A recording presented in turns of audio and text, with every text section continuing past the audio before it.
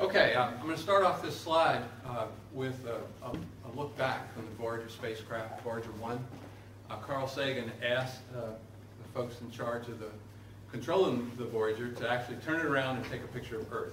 And that's Earth, a little dot, from several billion miles away as Voyager was beginning to leave our solar system. And I think that's a beautiful photo in that it puts it in perspective. When you think that our There we go. our galaxy has, 400 billion or so suns, and our Earth orbits one of those suns. And as Nate's been saying,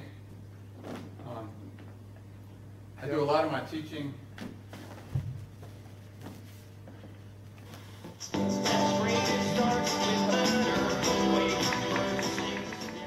I titled my talk, "The End of the World as We Know It." And I thought I'd put rim there to remind us of that song. It's not, the Earth isn't going to end. After we're long extinct, the Earth will continue on. But the Earth, as we know it from an ecological perspective, is changing rapidly. And within your lives, or certainly within your children's lives, if you have children, the Earth is going to be a very different place as compared to what's going on now. The Earth is thought to be about 4.6 billion years old. And humans, if we go back through the archaeological record, we're thought to be anywhere from 150,000 to 200,000 years old. And in that short span of time, we've had an incredibly negative impact on the world's ecosystem. As Nate said, I'm an oceanographer.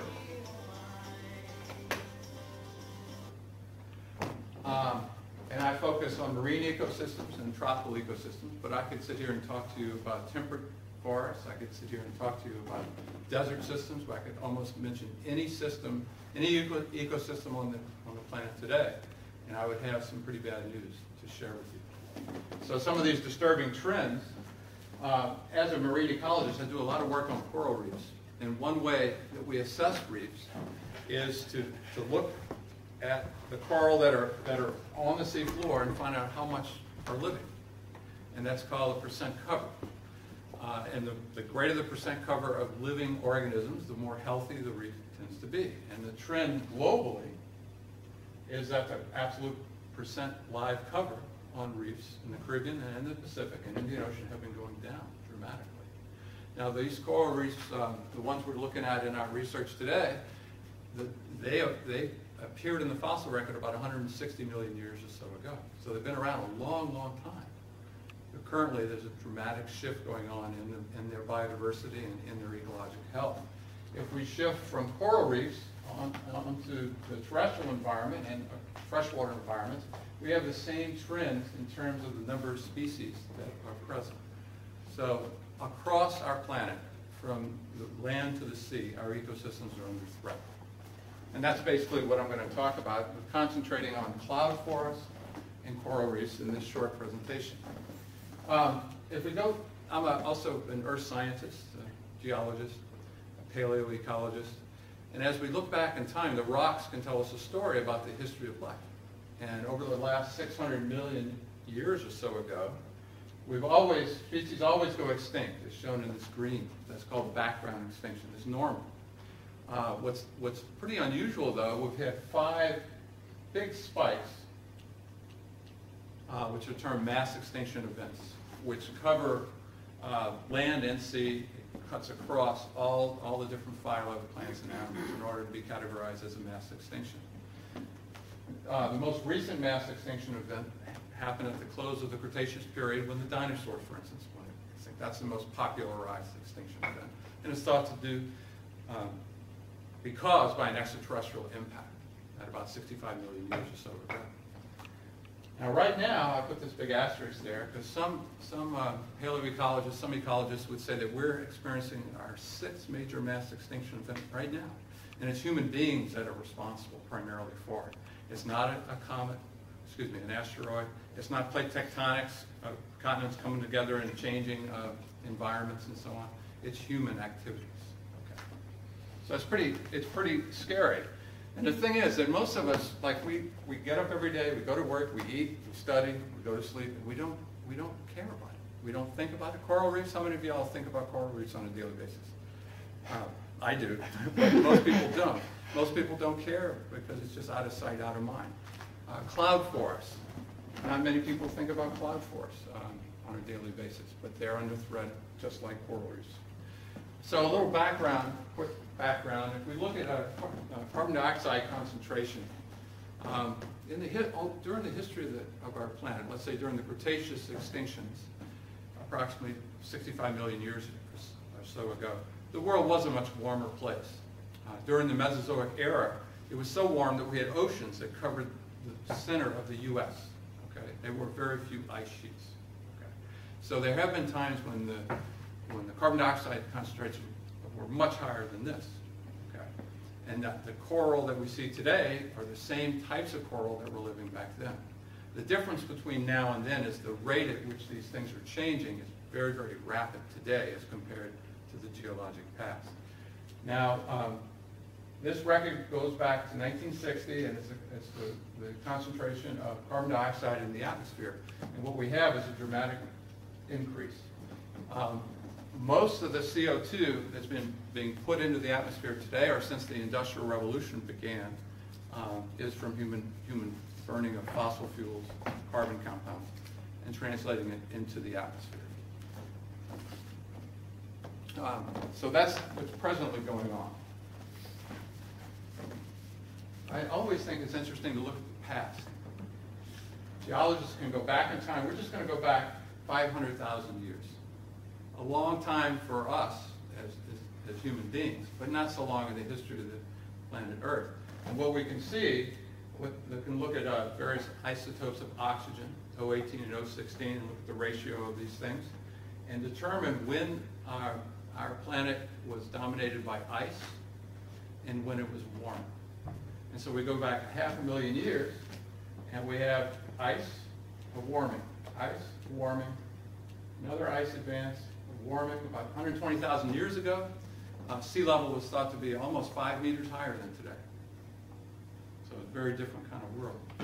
And then then our most recent ice advance, right here in Oxford, Ohio, about 200 feet of ice, was right here, about 15 to 18,000 years ago. And then that retreated, and this is where we're at right now. And the big question is, which way are we going to go? Even without human beings affecting the climate, you can see that our climate is very, very dynamic, and it'd be very hard to say, what's normal? What is normal? A normal climatic regime. And I would say normal is very variable, highly variable. And now we're superimposing natural cycles with human activities on top of it, and putting lots of ecosystems at risk. So the future, what does it hold? There's all sorts of climatologists that have been modeling CO2 concentrations and the impact that CO2 concentrations have on temperature. And these are models. Here we are right here. And the worst case scenario puts us a change in temperature of about 5 degrees Celsius. And the least disruptive would be about 2 degrees Celsius. That doesn't sound like a lot.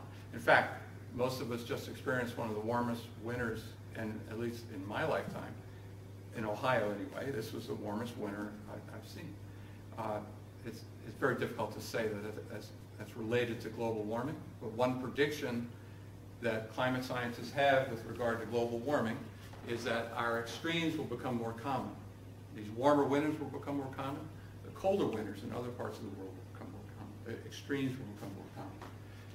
So I'm 61. When you're 61, and if the temperatures are globally either 3 to 4 degrees Celsius warmer than they are today, it's going to have a profound impact on our weather patterns, moisture patterns, etc. It will be incredibly disruptive, and the rate at which this is happening is unprecedented as far as we can tell from the geologic record. Okay. The rate. Sea temperature rise. Now, as a marine ecologist, I'm very interested in sea temperatures and the impact that sea temperatures have on coral reefs. As I said, they've been around for almost 200 million years, right? But the rate at which the temperatures are changing is something they haven't experienced. And if you couple that with all the other ecological pressures they have from human activities, the reefs are basically in trouble. And we see that that oceans are warming, and this is what the trends look like over the next 100 years or so.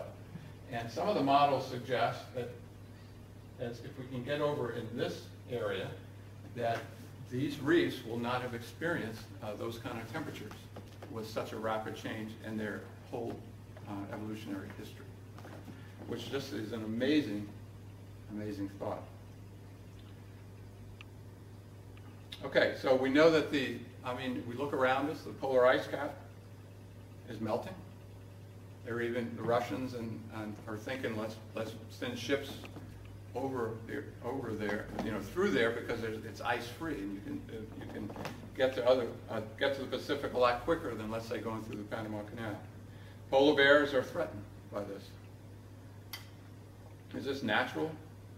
It's hard to say. The population of humans is dramatically changed. We're up to about 7 billion people right now. When you're my age, it'll probably be around 11 billion or so people. Imagine the pressure on ecosystems all over the planet as human population increases like this. We don't have time to talk about all the different changes, but if we go around the world, we could go all over the world and we could see which ecosystems, what the climate changes are, and how it's impacting local ecosystems. There's no place that's immune to this. So what is a reef? What is a coral reef? So I'll just real quick go through a couple of slides here. How many people have been on reefs before? Okay. First thing, one word to describe it. Amazing. Amazing. Inspiring. Inspiring. Okay, those are great words, and I agree with you. I couldn't come up with better words myself. Oh, beautiful. Okay. Beautiful. I'll say beautiful. Yeah, and it's all those things. Reefs are found basically between the tropics of Cancer and Capricorn, with some exceptions. On the west side of ocean basins, as the warm currents from the equator move northward. Gulf Stream moves northward. It can make the distribution of reefs surge northward as well. If you're really into coral reefs, the Atlantic is pretty species poor. The Atlantic is a relatively young ocean. If you're really interested in corals, go to the Indian Ocean and the West Pacific. I teach a course on the Great Barrier Reef in Australia, and the species diversity there is absolutely incredible. And having said that, those reefs are experiencing the same ecological pressures as reefs, let's say, in the Caribbean. So what is a coral? Well, it's an animal. Coral have tentacles and polyps that capture food and they ingest it. It's a mineral in that it has a skeleton made of calcium carbonate. You may see a big coral head as tall as this ceiling. The only part of that's alive is the thin outer tissue. Okay. The rest is rock that it's secreted, taking calcium carbonate out of the water and made a skeleton. It's also a plant in some ways because it has symbiotic algae that live inside of the coral. And these symbiotic algae would give the coral its color. Without the algae, the color of the polyps are basically clear. They're transparent. Okay. And these symbiotic algae are very important in providing nutrition to the reefs, to the coral polyps. If you look here, each one of these little circles is a polyp. And there's a living organism inside of that polyp. They're all genetic clones of one another. You have a colony, like I said, up to the ceiling, but they're all genetically identical.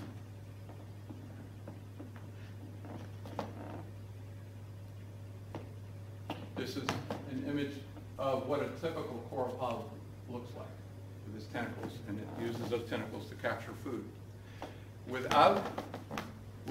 In most reefs, without the algae, the coral would starve to death. Because most coral reefs, what was another characteristic of the water that you were in when you were snorkeling or scuba diving? Was it full of mud or was it crystal clear? Clear. It's clear for the most part. Reefs like it clear. if there's a lot of nutrients in the water, there'll be a lot of algae, and then that inhibits the transport of light through the water column, and then the symbiotic algae would not be healthy. So why do corals die? They die like we do. Disease, old age, stress, natural, human-induced. And the stress can be anything from temperature changes, salinity changes. They like it salty. They hate fresh water. Or turbidity. They like it clear. If it's not clear, the zooxanthellae can't. The zooxanthellae are the symbiotic algae that live inside the coral. If it's not clear, the symbiotic algae can't get the light they need to do photosynthesis. What happens to a coral when it bleaches? Excuse me, when it gets stressed due to sea surface temperature rising? Well, either the coral kicks out the algae, or the algae decide to leave on their own, and you end up with a coral that has lost its symbiotic zooxanthellae. And then all of a sudden, the coral are not getting the nutrition they need to fight off disease. And then many of them will succumb to disease and die. And this is chart, all these little red dots, all these dots here are areas where we've had worldwide coral bleaching events over the last decade. And this is extreme. The reds are high incidence reports of bleaching. And once the coral get rid of their zooxanthellae, they're stressed.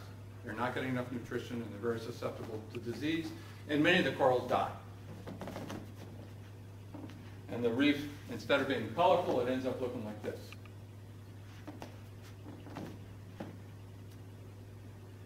And that's one reason that the percent cover over time has been dropping from around 50% to, at least in this instance, to about 15%, 10%. Okay. Absolutely incredible. The reef I work on, it's a beautiful reef. It's off the coast of Venezuela. It's got a percent live cover of 9%. 9%. 30 years ago, it was up here. So the times are changing. This is an example of a disease. Once a coral is stressed, it gets all sorts of diseases. This is called the black band disease. It eats the living tissue of the coral and kills it. Okay, now I'm going to switch gears real quickly to Costa Rica to go to a terrestrial environment where it's a microcosm for global change. Human population increases, deforestation, biodiversity loss, global warming, land use changes. All of these things that are happening globally are happening in Costa Rica and are stressing these ecosystems. We're going to visit the Monteverde cloud forest. Anybody been there? It's this small little preserve that's privately owned on the top of a mountain. It's like a little hat on the top of a mountain. The Quakers decided to preserve it to protect their watershed. Okay. It's a primordial place. It's a beautiful place. A unique ecosystem with unique species that have adapted to living in the clouds. But it's surrounded by areas that have been deforested. And ecologists over decades have seen some changes taking place in the Monteverde cloud forest. Have you ever heard of the golden toads? These are toads similar to our toads here in the U.S., except they're golden, and they're a different species. They went extinct in the 90s. They went extinct. And they're not the only ones. They're the poster child for extinction in Monteverde cloud forest because they're so beautiful, but there are other species that have disappeared as well. So what's going on? Why is this happening? Well, the answer would be that it's too complicated to know for sure, but they're tantalizing clues. These little dots, this didn't show up so well. These are cloud, this is South America, Central America, and all those dots represent cloud forests.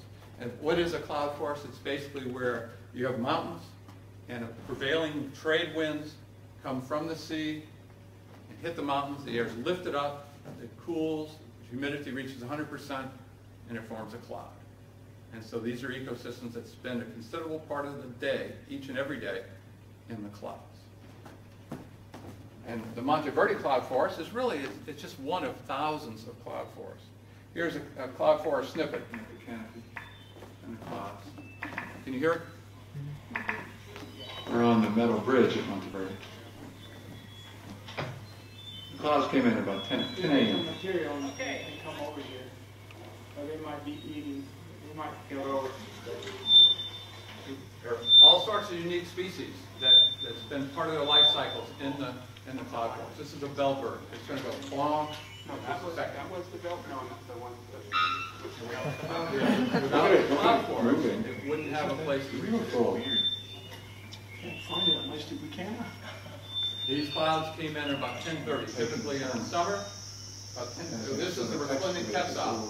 It's an altitudinal migrant. It migrates up to the cloud forest to reproduce, and then goes downhill to spend the rest of the year. It's a national bird of Guatemala. Absolutely unbelievable bird, if you like birds. In this area, this cap, this little green cap of forest, the Christmas Day bird counts, they counted over 450 species of birds in a few days in this one little spot. Okay? In North America, all of North America might have about twice as many bird species. All of North America, and it's something the size of Miami's campus, basically. At least where people can walk. It's big. It's a bigger reserve, but it's protected from people walking in it. So here's the thing. I said it was a cloud forest. How many people like to look at thunderstorms and stuff? I do. And you notice, if you get a good view, you'll have a cloud base, right? And then you have the big thunderstorm above it. That cloud base is called the lifting condensation level. That's the level at which the relative humidity is 100%. The air temperature is equal to the dew point, and that's where the cloud forms. A cloud forest, the lifeblood of a cloud forest is water. And so the lifting condensation level, in order to get the forest in the clouds, the lifting condensation level has to be lower than the mountaintop. If you're in a warmer world, what happens is, as air is lifted, the air temperature at lower levels, the air is lifted and it cools at a fixed rate. It's called an adiabatic cooling. And if it's warmer, what happens is the lifting condensation level gets higher. And what scientists have found over the last decade or so is that the LCL, the lifting condensation level, is forming more frequently above where the cloud forest is. And so it's not getting, and that's the consequences of local deforestation and living in a warmer world. These cloud forests are going to be left, this one is anyway, going to be left in the dry, so to speak, because the clouds are forming above the forest. Okay, this is a beautiful picture of Monteverde Preserve. It's 60,000 hectares. A hectare is a little over 2 acres, but it's small relative to what a preserve could be. Right? Our world's a mosaic of little patches. That's another problem with species survival, is that we've made so many patches that these small patches can't support the diversity that they once could when they weren't patches and more contiguous forests. This yellow arrow represents the lifting condensation level. And that's where the cloud base is, right there. And what's happening, the take-home message for the cloud forest is that this LCL is forming higher up here, above where the forests are. 3 kilometers away, this is from Monteverde, looking to the west, and you can see what's going on there. Well, this is what it's like away from the preserve. What happened to the forests? They've been cut down. They've been cut down by farmers. They've been cut down by people who make money from lumber. And basically, you have a deforested landscape that goes all the way to the Pacific. This is a little misleading in that it's on the rain shadow side of the mountain. There's less moisture here. But having said that, this area was completely forested, from where you saw the Quetzal all the way down to sea level. And what's happened is people have taken the forests away. And that's put these cloud forests at risk because it makes it much warmer here. And when the air is lifted up, it has to go higher up in the atmosphere to where it cools to a dew point and makes a cloud. Okay. So I think I'm ready to stop. I wanted to give you a brief overview of 2 important ecosystems that I really care about. Marine ecosystems, coral reefs, that are under threat from the way we live our lives. All right. And that, I don't see it changing overnight. It may not change. It may be that these systems are going to just maybe fade away until there's kind of a mass movement or recognition of what we're doing to the planet. And the second one is a unique ecosystem, Monteverde cloud forest. But again, I could go to any ecosystem on this planet and tell you basically the same story. Okay.